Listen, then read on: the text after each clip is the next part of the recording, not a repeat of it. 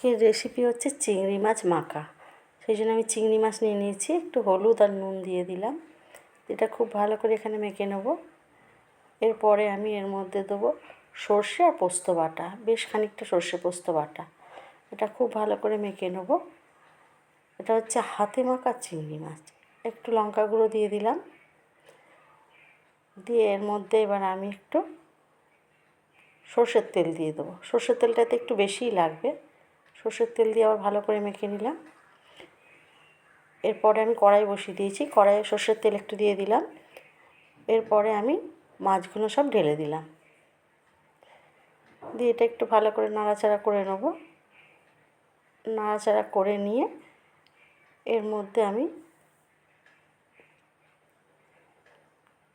জলটা দিয়ে দিলাম, যে মশলা মাখানো জলটা ছিল মশলাতে, সেই মশলার ধোয়া জলটা আমি দিয়ে দিলাম। এর মধ্যে আরেকটু সর্ষের তেল দিলাম, দিয়ে আমি এবার ঢাকা দিয়ে দেবো।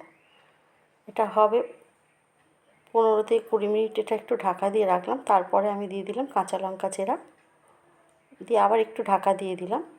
দিয়ে এবার হয়ে গেছে, দেখেছেন অনেকটা শুকনো হয়ে গেছে, হয়ে গেছে প্রায়। হাতে মাখা চিংড়ি মাছ আমার প্রায় হয়ে গেছে। এবার নামিয়ে সার্ভ করে দেবো।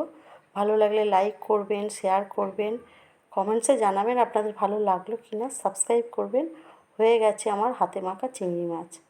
এটা খেতে দুর্দান্ত হয়, শুকনো ভাতে মেখে খেতে খুব ভালো লাগে। এভাবে করে খেয়ে দেখবেন।